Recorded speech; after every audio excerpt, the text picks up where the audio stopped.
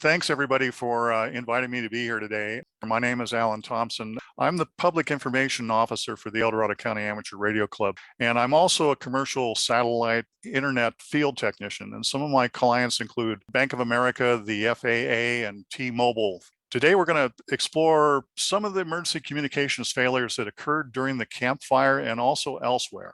The Camp Fire, we kind of use that as the anchor for this presentation, but it goes so much further than that. We're also going to touch a little bit on the need for self-reliance in a disaster. This is a key takeaway from Paradise.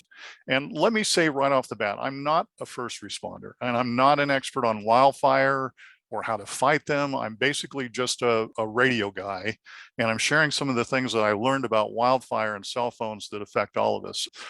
You know, it was exactly 3 years ago, last week on November 18th, there was a team of 4 of us that went up to Paradise as part of the disaster recovery effort, and we worked at 8 cell phone towers in and around Paradise and Magalia. And our job was to install satellite internet terminals like the ones that you see here. What we saw during the time that we were there and what I learned later about the catastrophic communications failures turned me into an accidental evangelist, if you will, for community safety. And what you're going to see here today is just a small part of what I saw and learned about some of the vulnerabilities of cell phone service. By the way, that satellite internet system on a wheeled trailer back there to the left behind us, that belongs to Verizon. And it was hauled in there to help restore their cell phone service. So these trailer systems, by the way, are known in the telco industry as SOWs. Earlier, we were talking about COWS, which stands for cell on wheels. And this is a SOW, which stands for satellite on wheels. So they like to give these cutesy barnyard names to these pieces of gear that they throw at these disasters. So I named this SOW Petunia Pig. You notice those little bumper stickers on Petunia's sides? There's a lot of important stuff there that I didn't notice when I first saw her, but we're going to return to her in a bit and take a little closer look. Okay, this is a 3-minute video that was shot by one of our team, John Frey, and this is our first full day working in Paradise. We're in 4 trucks that are driving north on Skyway into Paradise and turning east on Pearson Road. We're on our way to a cell phone tower that was at the Feather River Hospital. Feather River Hospital was on the eastern edge of Paradise, and that's where this fire first came in. Part of that hospital burned down, and they had a huge cell phone tower there that serviced that whole eastern side of town. At this point, the entire town of Paradise was evacuated. There were no stores, no gas, no power, no streetlights, no internet, no nothing, which was just an eerie feeling to be in the middle of the town and not see any illumination whatsoever. In fact, we were told that we need to leave by dusk, get out of that town, because we could potentially be mistaken for looters and we could have got shot. What you're going to see here in this video is a lot of heavy machinery along the roadways and some of the 4,000 disaster recovery folks that were allowed in. You're also going to see a very small part of some of the devastation that we saw. I guess that place over there used to be a restaurant. Right there.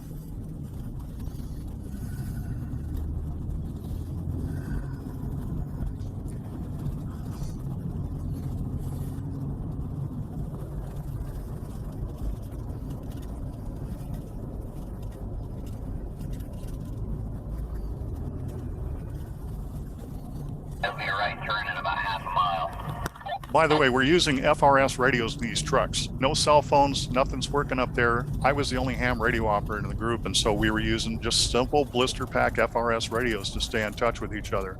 And that was kind of an aha moment for me. I started to think about how other people could use radios, or could have used radios. These people had minutes to make a decision about their lives. Like minutes. Once they got the word. And then the fire hit and consumed everything. Whew. Couldn't see this last night, but it's just basically acres and acres of ash piles where this town used to be. By the way, John was filming all the time. I realized later when I saw this video that he was driving right behind my green Honda Element there while he's looking all over the place, holding that cell phone. It kind of gave me a little pause to see that later on. And you can see the stop signs that are just propped up with those little barricades in the intersections there. No street lights.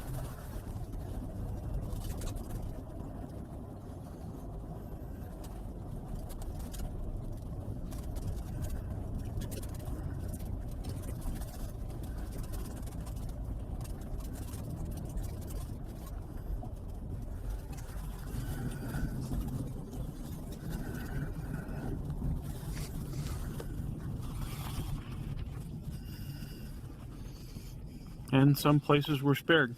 A little ironic that one of the buildings that was still left standing was a real estate office. But that's what happens when you've got a big parking lot and stucco walls outside.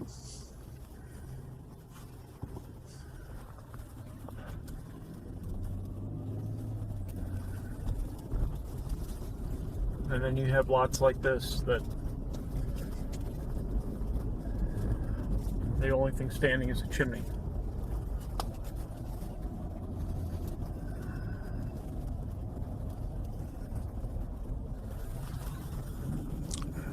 We're going to pass by a big chipper here alongside the road. They were knocking down trees like crazy because of the damaged trees. They didn't want them to fall on the disaster recovery people, so they were knocking them down.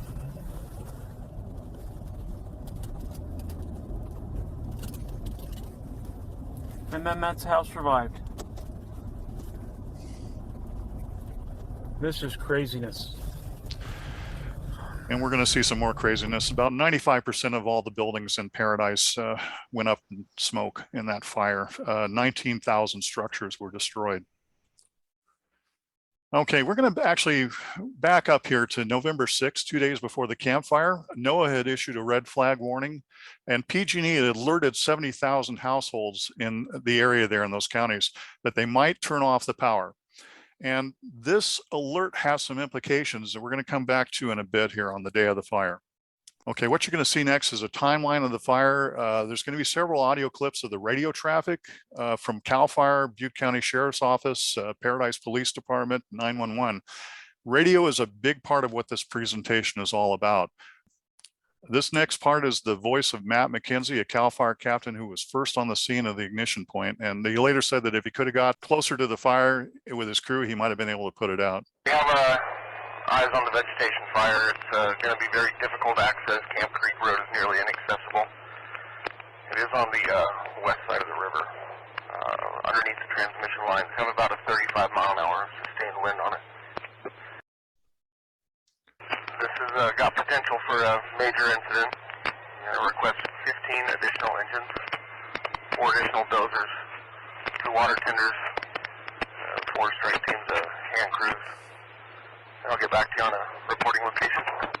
And you can hear how scratchy his radio is. I mean, these guys are in the canyon here, and it's difficult coverage. There is no cell phone service in these areas, and certainly no internet. Have 2176 go down into the community of Polga and evacuate it.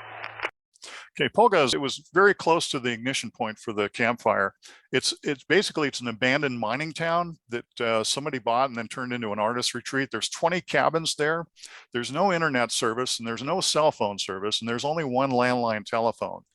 And the owner for that telephone was out of the area. So there's no way that these folks are going to get any kind of evacuation warnings through their cell phone or even through that landline phone in this area.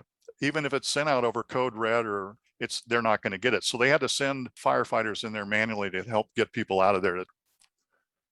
Camp IC Orville, did you copy a report of a fire extending to a structure 3488 Hoffman north of Concow Reservoir in Concow? Okay, it's now 7:29 a.m., just an hour after this fire ignited.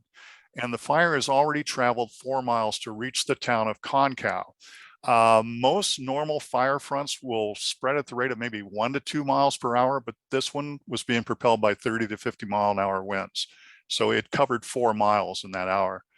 Most of the residents received no warning in Concow, and they were pretty much taken by surprise by this fire. 20 people dove into Concow Reservoir to escape the flames. And the water was so cold that they had to keep coming back up towards the shoreline just to warm themselves up, and then kind of back up into the water again to escape the flames. And here we're going to listen to some 911 calls between 7:29 and 7:42 a.m. There was only one 911 operator on duty that morning. Keep in mind as you're hearing what the operator is saying that the fire had already swept into Concow by this time and was about to come into Paradise. There's a fire in Paradise. No, there's not a fire in Paradise. There's a fire north of Concow up off of Highway 70. Yeah, I'm on Rivendell Lane in Paradise, and I just walked outside, and right behind us appears to be a close fire. There's a lot of smoke from a fire that's north of Paradise, north of Concow, out of Highway 70. Okay? Okay, even though it's appearing it's black right above my house. Do you see flames? No. Okay, that's smoke from the fire. Okay? 911, are you calling about the smoke? Yes. There's a fire north of Concow off of Highway 70. No danger to Paradise at this time, okay? I'm getting huge pieces all I can of tell ash. you is what I'm telling you, okay? All I can tell you is what I'm telling you. And that's true. That's all 911 operators are trained to do. If they don't receive information from CAL FIRE, they're not going to guess about what's going on, or from the police department or sheriffs or CHP. They can only relay information that they've been given. That was Carol Ladrini that you heard on the phone there. She was the lone operator that was in that 911 center. She actually called CAL FIRE a couple of times saying, listen, I'm hearing from people that the fire is a lot closer than what I was told. And they said, no, it's north of Concow. Within just a couple of hours she was joined by some other folks, and they all had to evacuate from the Paradise Police Department. Paradise had come up with a zoned evacuation plan. They'd had a fire in 2008 that burned right up to the edge of the city, and the city fathers, they knew that they had a problem here. For one thing, there are only 4 main roads in and out of town. And there's a computer model at the Old Dominion University in Virginia that can compute how long it's going to take to empty an area. And it computed that it was going to take, for the 52,000 residents on the Paradise Ridge, it was going to take 8 hours to get everybody off of that ridge. 5 hours if they opened all the inbound lanes to outbound traffic. No inbound traffic, just outbound traffic, which they finally did do a little bit later in the day. You know, I want to point out too here, 52,000 residents, that's pretty close to the population of Tuolumne County, right? I think Tuolumne County is about 54,000 people. So think about the implications for the number of people that you have in your county if you're facing something like this. So in response, Paradise came up with this zoned evacuation plan where they numbered all these different zones around the area. And then they had a brochure, and they produced this brochure every year, and they pass it out and make sure that people had copies of it so that people would know their zone. Well, that's fine, except that people would take that brochure and they'd stick it in a drawer in the kitchen or in the glove box of the car and then forget they even had it. So when they started using this zoned evacuation plan, a lot of people didn't know what zone they were in. They were saying, zone 3, where's zone 3? Am I in zone 3? So that was one of the kind of the shortcomings of a zoned evacuation plan, is it depended upon people remembering what number of zone they were in. And the evacuations that they were using was through the Code Red system. That was what Butte County had signed up for. They were also posting these evacuation warnings and orders out through social media. Okay, at 7:50 a.m., we get the first evacuation orders along the east side of Paradise. Zone 3, Zone 8, Zone 14 are mandatory evacuation. Zone 13, Zone 7, Zone 2 are all evacuation warning. And the fire is already coming into Paradise, as you're going to Fire hear. rescue. Paradise for the transfer, go ahead. I'm at the little home park on Wagstaff and 10th. There's a fire. Is it in the front yard? Yeah, it's kind of on the side yard. Okay. What is burning? Is it just vegetation? Yeah. Okay. Okay, ma'am. What's your name? My name is Heather Powell. Okay, Heather Powell lived in there was several trailer parks that were in Paradise. It was a kind of a retirement community. And these trailer parks were pretty much decimated by this fire because of the proximity of one trailer to the next. Most of those trailer parks just burned.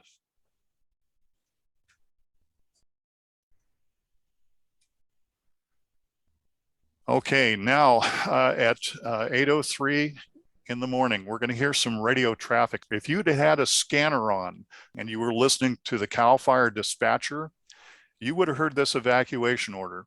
All units, be advised, the town of Paradise is under mandatory evacuation. The town of Paradise is under mandatory evacuation. And she even repeated it to make sure that people heard that. That evacuation order, although the first responders heard it, it did not get broadcast to the public until 2:30 in the afternoon, 6.5 hours later. Paradise was built on a volcanic ridge, so digging in volcanic rock is really expensive. So all of the utilities are overhead, the power lines, the fiber optic internet cable, the POTS telephone lines, the 2-wire copper lines. The first thing that the fire did when it entered town was to set fire to those creosote-soaked wooden poles and burn up these power poles, take down the power, cut the internet cable, and take down the 2-wire copper service just within 30 minutes of this fire entering Paradise. We started getting the first anecdotal notes about people losing cell phone service as early as 30 minutes after that fire came into town because of these disruptions to that infrastructure. Remember, I mentioned that PG&E notified 70,000 customers a couple of days earlier about that they might shut down the power. So what do you think some people in Paradise that morning thought about the power shutting down? If they weren't aware of the fire, well, PG&E said they might shut down the power, so no big whoop, power's off. I guess I'll just have to get used to that. And then the phone stopped working.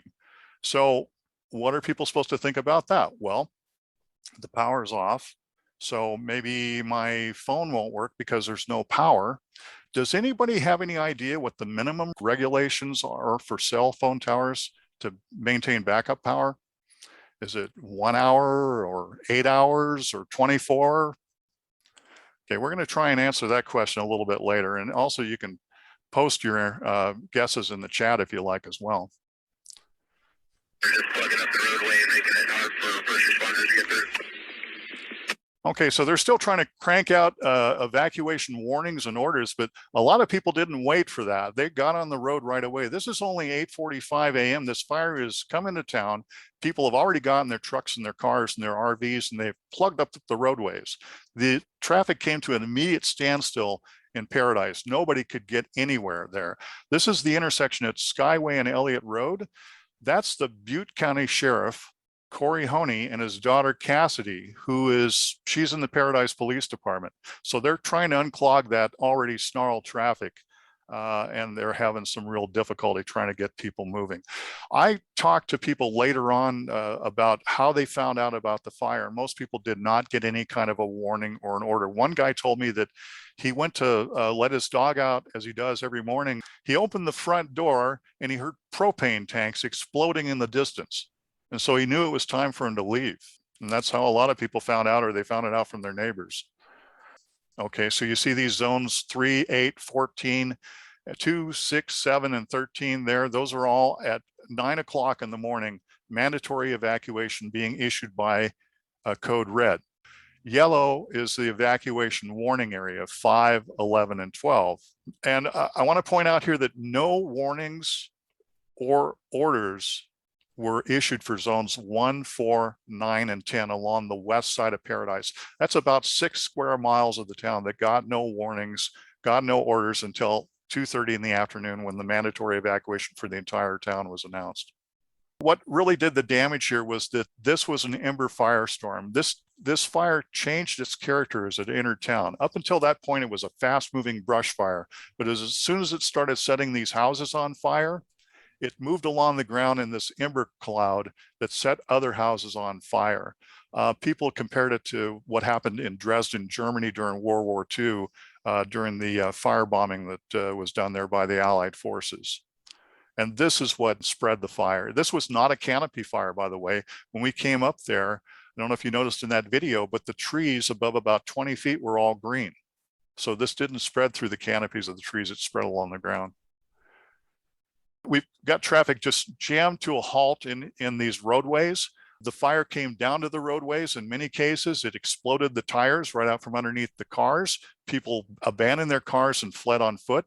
In other cases, people have been stuck in traffic now for a couple of hours, and they only had left with maybe a couple of gallons of gas in the tank. So their car has run out of gas. So now it's stalled on the roadway. They get out of their car and they flee down the roadway. So what happened was that CAL FIRE had to send bulldozers up to try and move these cars out of the roadway just to get the traffic moving again. It was about this point where they decided that they needed to let everybody go down the inbound lanes. They were trying not to do that because they wanted to keep the inbound lanes available for the first responders to get up and fight the fire, but they had to abandon that plan and just get everybody out of town. And now at 10:15 a.m., we're getting the first widespread reports of cell phone failures, outright failure of everybody. This is all carriers. This is Verizon, AT&T, T-Mobile, Sprint. They're all going down. There's no calls going in. There are no calls going out, and no evacuation orders are going out through cell phones at this point. This is at 10:45 a.m. This is an enhanced satellite picture of the fire. It's at this point, it's already consumed 1/3 of Paradise. And notice those fireballs that are out there to the left of the fire front. You know, I always thought of fire as being like a wave coming up on the beach, and that's how it moved along. Well, this fire was being propelled by this ember fire cloud. So you can see there's that one large orange spot there about 2 miles out to the left, west of the fire front. That was being spread by that ember fire cloud. This is finally at 2:30 p.m. We get the mandatory evacuation order for all of Paradise was issued out over code red and social media, 8 hours after the fire ignited and 6 hours after it entered Paradise. Code red, as mentioned, that was Butte County's alert system, but if you don't opt into code red, you won't get an alert. Only 25% of that population had even bothered to opt into code red. That's about 13,000 people. And then out of that, only about 56% of that 13,000 received any kind of notifications whatsoever. So about 7,300 people out of 53,000, only about 14% of the population received any kind of evacuation warnings or orders through their phone. And I think we're all familiar with the wireless emergency alert system, where a wireless emergency alert can be sent out to all of the cell phones in a geographic area. That system was never activated. Then next we have the emergency alert system, the EAS system. This is the system that goes out over TV and radio, and that gives you that loud buzz and then that automated crawler message to tell you that there's something you need to be aware of. That system was never activated. TV and radio was never told to issue an evacuation order or warning for the town of Paradise. Nobody picked up the phone and called them, right? And 85 people died in that fire. Greg Zanis drove out from Chicago. He bought the materials to make these crosses with his own money and erected a cross for each victim of the Paradise Fire. You know, I can't prove to you that any one of these 85 people died as a direct result of not receiving an evacuation order on that day. And I'm going to tell you one story and then you decide for yourself. This is a picture of Vicki Taft. It's being held by her daughter, Christina, a Chico State University student. And Christina and Vicki lived in Paradise, kind of in the northeast area there. And Vicki and Christina, on the morning of the campfire, they were awakened by a neighbor who said that they, might be something going on. I see some smoke. I see a lot of cars on the road. Vicki made a few calls to some friends, but there was nothing conclusive from her friends. Christina became really alarmed about this. She said, "Mom, I don't have a good feeling about this. I think we need to get out of here. We need to evacuate." And Mom said, "No, we haven't received any evacuation orders. And I just think we should stay put." Finally, Christina just panicked and she got in the car and said, "Mom, I'm leaving. You've got to come with me." Mom didn't go. And it may have been because of this message that was on these brochures that I mentioned that had that zoned evacuation plan. If you are not within the immediate hazard area, not directed to evacuate by public officials, remain at your location and shelter in place. And this is Christina visiting the cross that was erected by Greg Zanis for her mom. The Eagles really had it nailed when they said, we are all just prisoners here of our own device. You look at these stats here, and it boils down to about 68% of adults only have a cell phone. They don't have a tablet or a desktop computer. This is how they're getting all their information, their sports, their news, their entertainment. Worldwide, more people now own a cell phone than own a toothbrush. 47% of US smartphone users say they couldn't live without their devices. 35% of those users check their phones more than 50 times a day. You know, you could almost just as easily say that USA stands for United Smartphones of America. 235 million users in the US. And really, when you think about it, you know, nothing much has changed in 80 years, right? People got their noses buried in their phones. Well, you know, really has not that much has changed, except that cell phones need electricity, unlike newspapers, and they're slightly less flammable than newspapers. And we didn't depend upon newspapers for life or death emergency warnings. The trouble with cell phones is that they are part of a colossal central point of failure system. Trillions of dollars worth of infrastructure, of data communications, power, radio equipment. If you break any piece of that, you break that phone and it becomes worthless. We basically are becoming more and more vulnerable to these things that take the phone system out. Even the POTS lines. I mean, it used to be that you had a pair of copper wires came all the way from the central office out to your phone. That's no longer the case. Pac Bell and all these guys have been busy ripping out all their copper wire and putting in fiber optic cable. The fiber optic cable goes to within maybe a few miles of your home before it then transitions into copper. And those nodes all have to have power. When the power goes off, those nodes go down and you don't have any regular telephone service at that point. This has happened in Paradise, and it's happened every year since, and it's going to keep happening. Okay, here's some of the stuff we saw while visiting these cell phone towers. I call it why telecom fails. Why telecom fails, and that can be summed up with the acronym of WTF. Why telecom fails. Okay, so let's take a look at some of these WTF issues that we saw. Okay, first of all, in California, we have PRC code 4291. You have to maintain a defensible space of 100 feet around each side and front and rear of a structure. All of these cell phone towers are kind of hidden in the brush, it seemed like, and brush was allowed to grow right up to the fence, and oftentimes over the top of the fence, the fire followed that fuel right up over the fence and set fire to equipment that was inside. So we saw a lot of damaged equipment. Power lines. The power lines that were supplying these sites were going right through the middle of the trees. So when this fire started in these areas, it would burn up that fiber optic cable and take down the primary power sources for these cell phone sites. Now, cell phone towers, for the most part, they do have backup. This is at Feather River Hospital. This is a generator that's sitting there in the Verizon enclosure that had 125 gallons of diesel fuel underneath it. That fire burned right through that chain link fence. You can see the little melted plastic pieces still there to the right edge of that piece of fence.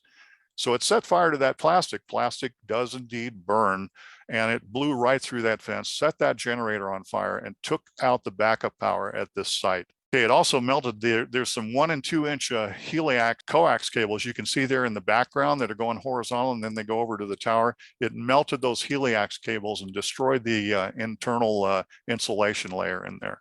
So all those heliax cables had to be replaced, and no internet at this site. I didn't even realize that cell phone towers needed to have internet to work, but it's all IP based now. All of it is IP based. If you have no internet, you have no cell service.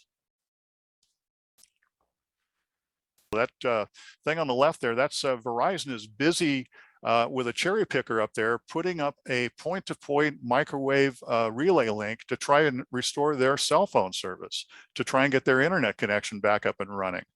And, you know, we were just walking around underneath there and didn't think much of it until the guy that was up in that cherry picker came down at lunch and said, hey, anybody see that wrench I dropped? So we weren't wearing hard hats or anything, but we put them on after that.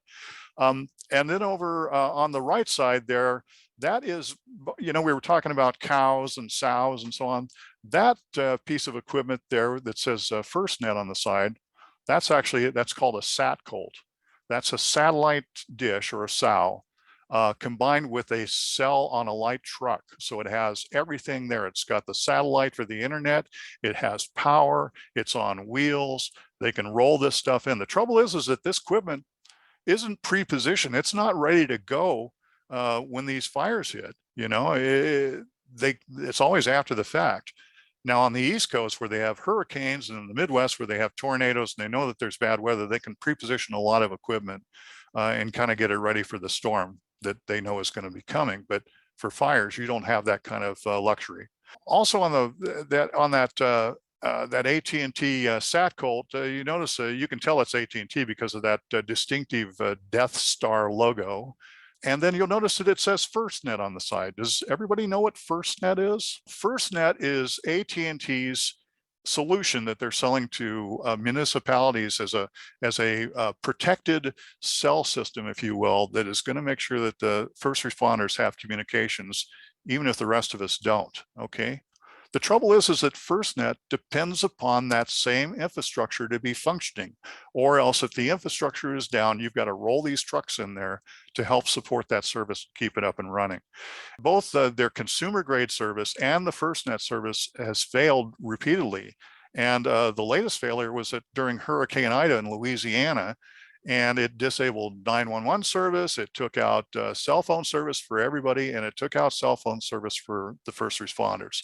We're going to hear a video here from, let me pull this up, see if this will go. Okay, this is one of my heroes. This is retired Army Lieutenant General Russell Honore. He's the former commander of the Joint Task Force Katrina that came in shortly after Katrina. And here's what he had to say about FirstNet during Hurricane Ida. Problem we've got that makes this a lot harder. FirstNet went down. That's an AT&T service that a lot of first responders bought that they would use. And when the AT&T service went down, they can't talk to each other and they can't talk to their constituents. This is the second time we've had a disaster here where AT&T cell towers or system go down and it affect the ability for people to call 911. Right. You know, this cell system was put in convincing people to get rid of their landlines. You don't need it anymore. And that's what a lot of people do. And now the system's not working. AT&T doesn't get a buy like the power companies who are moving energy around.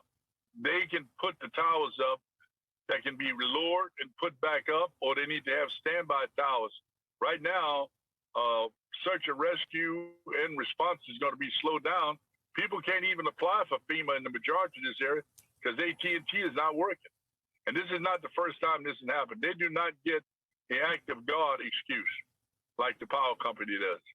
And how difficult is it, quickly, General, to coordinate all of these other rescue crews that are coming from out of state? Well, by and large, they use the National Incident Command System, which they've all been trained on by FEMA and the Department of Homeland Security. They all have modern radio systems. Internally, the cell system they use is up to them, but they've got good communications with satellite capacity. So they know how to do this and they train on it between the state and the federal government. Yeah. They'll get this done. And in between, you got volunteers who know who lives on every street. About local volunteers will save as many lives as these teams that have come in, if not more. Yeah, it's the local folks that are really important to this mission as well. Retired Lieutenant General Russell Honore, thank you as always for your guidance on this. We appreciate it. Yeah, and a couple of key things there. He's talking about the importance of radio, but then he also talked about the importance of community responders. You know, people on the ground there in these neighborhoods that are ready and willing to help out. And I think that's a key takeaway with this whole thing during a disaster is the resources that we have available just in the public themselves. If we give them a chance and we give them the tools to work with, they'll help. Okay, this is another site here. You can see the fire blew right through this fence again. Set fire to the batteries inside these cabinets and blew the doors right off. No backup power at this site, no internet service at this site. This is behind the Magalia Church, by the way, and we're going to come back here in a little bit because I'm going to show you something else that we found there.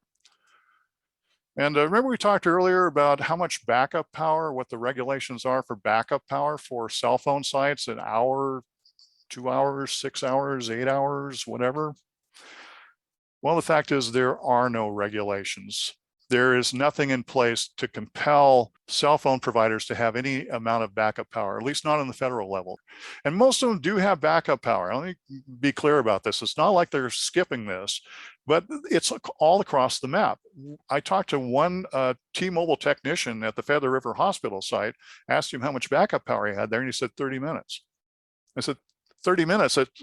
Why is it so little? And he says, well, it used to be a lot longer than that, but they've added spectrum, you know, like 2G, 3G, 4G, 5G, and they keep adding radios, but they didn't upgrade the backup power, the backup battery. You know, after every major disaster, there is a movement either from the FCC or from the Congress to try and compel cell phone providers to maintain backup power, to make these sites more resilient, because every time there's a disaster and we lose cell phone service, people are hot about it. This is something we're depending upon more and more every day, and it's become more and more vulnerable to these disasters, whether it's a hurricane or a tornado or a wildfire in our case. The telecom industry spends a whopping $320,000 per day on average for lobbying efforts to ensure that no laws are passed that is going to impair their business model. So every time that there's been any kind of an effort to get them to toe the line or be more responsive or be more resilient, they've successfully fought back those efforts at every turn. Okay, and remember Petunia Pig that we saw earlier? Those little stickers that are along Petunia's sides, notice those. Every one of those is a campaign sticker. Where Petunia has been across the country, there's 33 of these campaign stickers. Most of them are on the East Coast, but now she's over on the West Coast dealing with fires here. And each one commemorates an event where Petunia has been hauled in there to help restore cell phone service by restoring the internet connection. But let's just take a closer look at a few of these stickers. There's a lot of them on there, but let's just look at a few. And I'm going to try and move through these pretty quickly. 2005, there's Hurricane Katrina. 1,000 cell phone towers were destroyed by Hurricane Katrina. 70% of the cell phone towers in Louisiana were destroyed by that hurricane. Now we go to 2012, Hurricane Sandy. 25% of the cell, internet, TV across 10 states was disabled for weeks by that storm. And then Petunia is over at Hurricane Harvey. So she goes back down south there. 364 cell phone towers were disabled, 95% service outage in some of the counties. And here's Hurricane Michael. Okay, 70% of the cell phone towers down in the hardest hit counties. And if there's still space, Petunia's now got a sticker for the campfire in there somewhere. Petunia's seen, like at this point, 22 years of service with 34 campaigns, or about 1.5 disasters per year for just this one piece of gear. If you multiply that by the dozens of events that have occurred and the hundreds of pieces of gear that are out there, you get some idea of the magnitude of the problem in keeping cell service up and running during events. And I'm sure that the guys who maintain this trailer, they're really proud of this, what their work, they should be. And these stickers are their way of saying, hey, look how many times we've restored our cell phone service. And I got to tell you, I look at these stickers now and I think, look how many times your cell phone service has failed.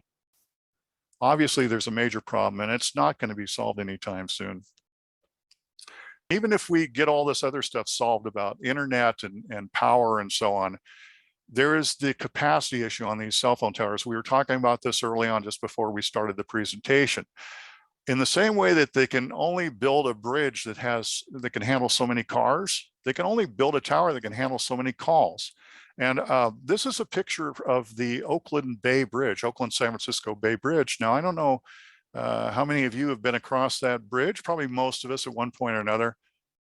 And I got to say, I have never, ever seen it look like that. I think that's probably a photo they took maybe the day before their grand opening, and they had the state officials, probably the governor and his entourage, going through the toll gates.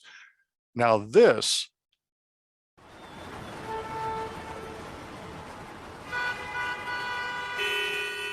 That's the Bay Bridge that I know and love. You've got 16 lanes of toll booths here. It gets squeezed down to 12 lanes there at the metering lights out ahead. And then it's squeezed down to 5 lanes to get over the bridge. That's one of the problems, is that these cell phone towers, when there is a disaster, when there's an event, everybody gets on the phone. Parents trying to call their kids, kids trying to call their parents, people trying to call their family out of the area, their family out of the area trying to call them, and people cannot get through. And then we've got one other issue here, and this is system-wide failures. We've had a couple of them, at least in 2014, 50 million T-Mobile subscribers lost access to 911 service for about 3 hours due to quote unquote a technical error. Another incident in 2017 cut off 911 access for 5 hours to 135 million AT&T subscribers. And then in 2020, T-Mobile again had an outage, and it lasted over 12 hours. It disrupted calling, texting services, 911 services, as well as access to data in some areas. And the FCC had estimated that at least 23,000 911 calls failed during that outage. And one of the things we're really concerned about is people attacking our infrastructure. They've been successful at attacking other parts of it. And I've got to think that the cell phone service is in their sites. And all we need is a good ransomware attack to start taking down cell phone sites. It's a real concern. I hope that there are a lot of people on the state and federal level that are thinking exactly the same thing and working on this. I'm sorry, all circuits are busy. Please try your call again later. Right, okay. Okay, and then here is California's official state bird. Now on the West Coast, it's our turn. We've been talking a lot about hurricanes and tornadoes and stuff, but look, welcome to the new normal out here. Of the 20 largest wildfires in California history, half of those fires have occurred in just the last 3 years. And here's some recent history, and this is, you know, a good lesson on how to take down emergency communication systems that rely on cell phones. Let's start a fire. 2017 Tubbs fire, second most destructive fire in California history, did $1.3 billion worth of damage. 5,600 structures were lost. The Tubbs fire raced 12 miles in just 4 hours. Remember, we talked about a fire front maybe moving 1 or 2 miles in an hour. This is a photo of Martin Whiteside. 1 a.m., his neighbor woke him up to tell him that he thought we'd better get out of here because there is a fire right outside our door. And that photo that he's showing you on your cell phone is a photo that he took of that fire front just out across the street there somewhere at 1 a.m. in the morning. He had signed up for Code Red, but he never received any warnings, never received any evacuation orders. And it turned out later that Sonoma County officials and emergency services had withheld sending out any warnings and orders. They had discussed it, but they were concerned that if they sent out those warnings or orders, they would start a panic and people would get in their cars and plug up the roads and make it impossible for the first responders to get up and fight the fire. And this is not an isolated event. This has occurred before, and it probably will occur again. Understandably, first responders need to get access to the fire, but it's been pretty well researched that if you give people information, give them actionable information, instead of letting them guess what's going on, they usually will make pretty rational decisions about their health and their safety. At least 22 people died in this fire, and you have to ask yourself if any of those folks died because they didn't get any warnings or orders.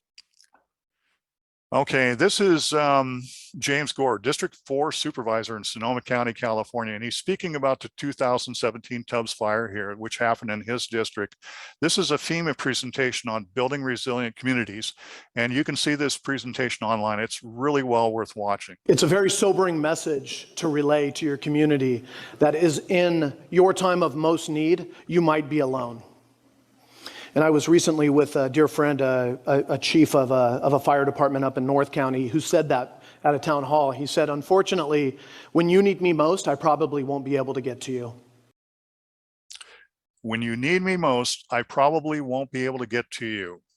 Now let's just let that sink in for a minute. You know, in these disasters, the numbers of people that need to be rescued are going to need assistance is going to far outstrip the number of people available to do that. Let's go back through here just quickly.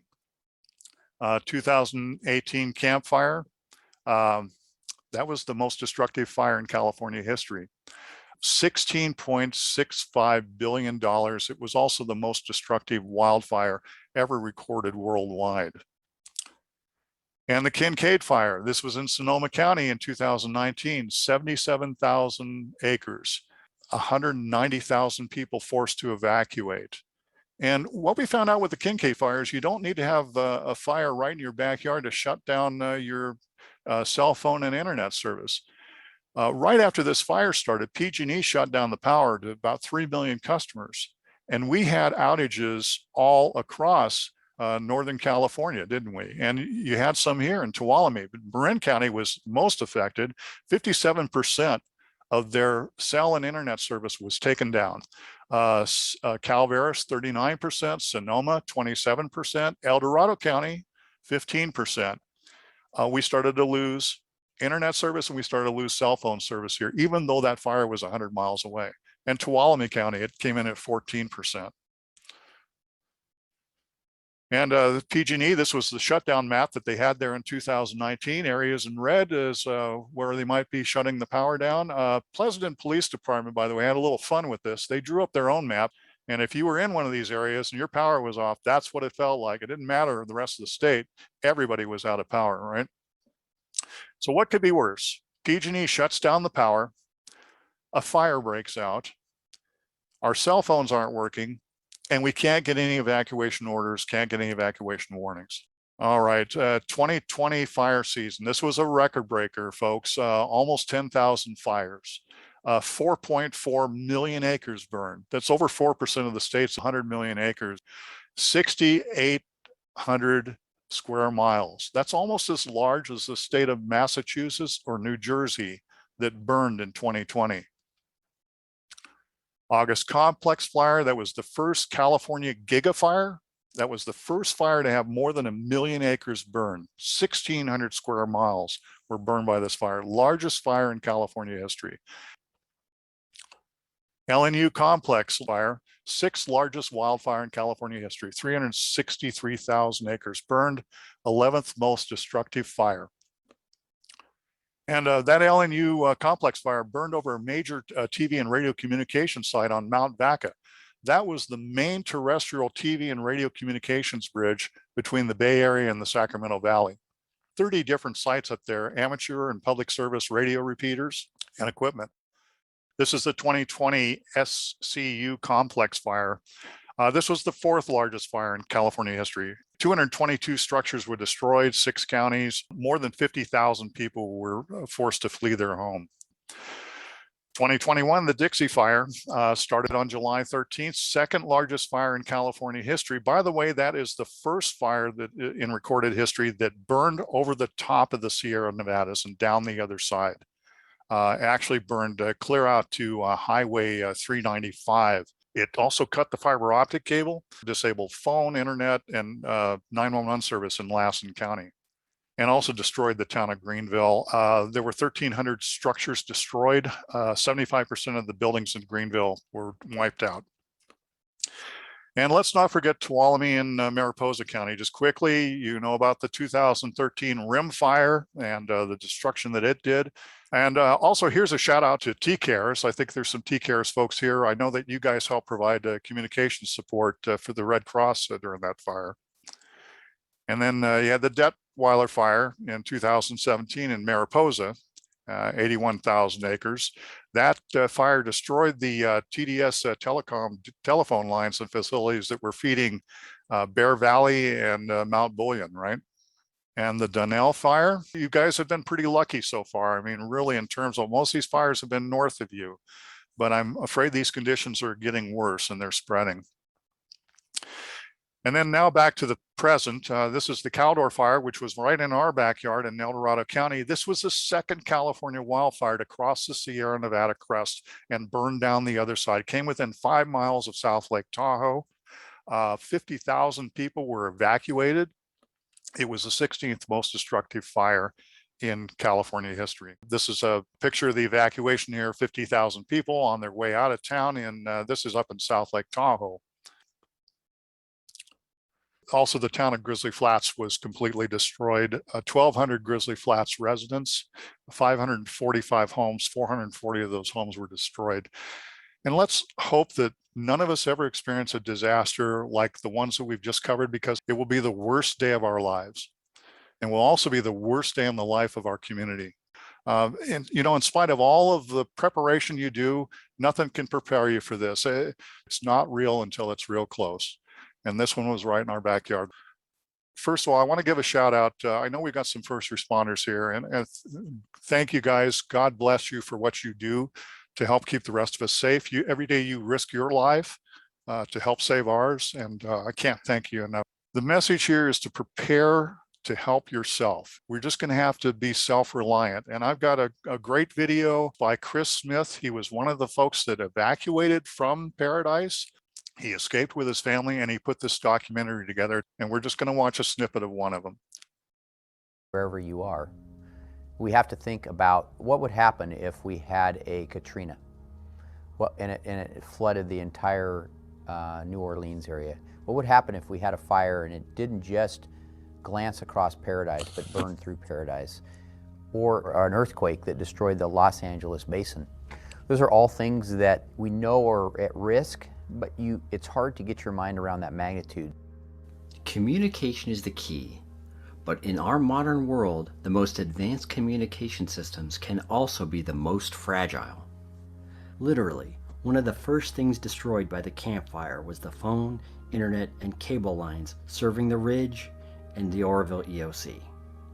And I personally got a lot of phone calls from other educators I know, and they're like, what can we do?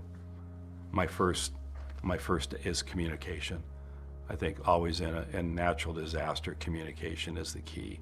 Like I said, unfortunately in the Camp Fire, the rate of spread of the fire brought down cell towers, and so it really destroyed major communication lines, so that as a result there was very little information that was able to be sent out to the public. It's not just one method of notifying people that's going to be the way to go. We have to have a lot of tools in our tool belt, whether it's door to door, if it's sirens, if it's the phone calls, the emergency mass notification system, if it's loudspeaker, whether it's aircraft going through with a loudspeaker. You know, we need more than just one notification system, which I believe we do now, and we're working to find more. What else is out there? Government can't do it alone. It takes every one of us. This might be the most important message we have for you. Even as we prepare, most of us have a lingering feeling when a catastrophe strikes, someone will be there to help. If we call 911, surely someone will come. But this is the blunt truth. Sometimes no one is coming. I'm not telling you this to scare you. I'm telling you this to help. In disasters, there is a numbers problem no civilization has ever solved. We're going to have an incident that you will not get a fire truck at your house to help you. You're going to have to help yourself, and you need to be prepared for it. We're going to try to help you, but we're going to run out of resources, and they're going to take a long time for them to come from Sacramento and Southern California. Law enforcement's not going to have enough officers. You need to understand and prepare your family for the fact of we're going to be impacted by a terrible event, and you are going to have to take care of yourself. And calling 911 is an option, but there's a good chance nobody's going to show up to help you just because of the magnitude of the incident. It's this. Let's say a disaster hits the Paradise Ridge. Then, let's assume every CAL FIRE engine and crew rush in to help, along with everyone from the Sheriff's Department. Then, let's add the 20 personnel from the Paradise Police, and a dozen ambulance crews, and every CHP officer in the county. Now, let's call out every fire engine in nearby Chico and Oroville, and everyone in the Chico and Oroville police departments. Being generous, that's 1,000 people. On the day of the Camp Fire, over 52,000 people lived on the Paradise Ridge. Even with every single first responder in the county working at the top of their proficiency, there are tens of thousands who will need to self-evacuate without the aid of anyone. This is not because government cuts corners on disaster preparedness. It's not because first responders are not willing to risk their lives to save the day. It's because there are far more people than any town, city, or county can handle. It's pretty clear, the message is that we need to take responsibility for ensuring the safety of our friends, our families, and our community, especially during a disaster, but I mean at all times. And but there may not be people there to help us, so you've got to prepare for this kind of stuff and hope it never comes. Here's just some final thoughts, and we'll wrap it up here. This is at the Magalia Community Church that I mentioned earlier, and there's a cell phone tower behind there. It was one of the last sites that we worked on the last day that we were in that area. The church very nearly burned to the ground in the fire, but there were a lot of people there that lived nearby that were also church members that basically used their bare hands in some cases and blankets and towels to put out the fires. And this was what we found behind the church. There were these 3 crosses that were backlit by the morning sun. 2 of the crosses they were still standing, but one of the crosses had burned at the base and it fell over. And, we had seen so much devastation during the week that we just had to stop and catch our breath and just try and make some sense out of all this. Life goes on, and people will rebuild after disasters. And we may not be able to stop these disasters, but we can sure learn from them. And we can prepare ourselves to better handle them in the future, make ourselves more self-reliant and more resilient. And I returned to the same spot almost exactly 6 months later, and this is what I found there. Those same 3 crosses were there in the same place, and the 2 crosses were still standing, and the 1 cross was still laying on its side. And I thought, how come they didn't come along and repair that cross and put it back up and make it the way it was? And I thought, maybe they left it there as a reminder. Maybe they didn't want to forget what had happened in Paradise. And I hope that you won't forget what you've seen too, and that you'll take some of this stuff away with you. Ask yourself, what can you do to help make your community just a little bit safer? I got to tell you, I've never been to a county planners meeting. I've never been to one in my life until a couple of years ago. And now I start going. Whenever they're talking about putting a new cell phone tower, I go to that meeting because I want to ask that representative there, what is their plan for backup power? How long will that site stay up if they lose primary power? What is their backup plan for internet? Most of the time, they just send a marketing rep, and that marketing rep has absolutely no idea how to answer those questions. And they'll give me some lame answer like, well, I'll ask the engineering department. I'll get back with you on that. Give me your business card. I never hear from them. So, but the planning commission hears me ask those questions, and they start asking those questions themselves. And you can do the same thing. Thanks, everybody. I'm always available by email for follow-up.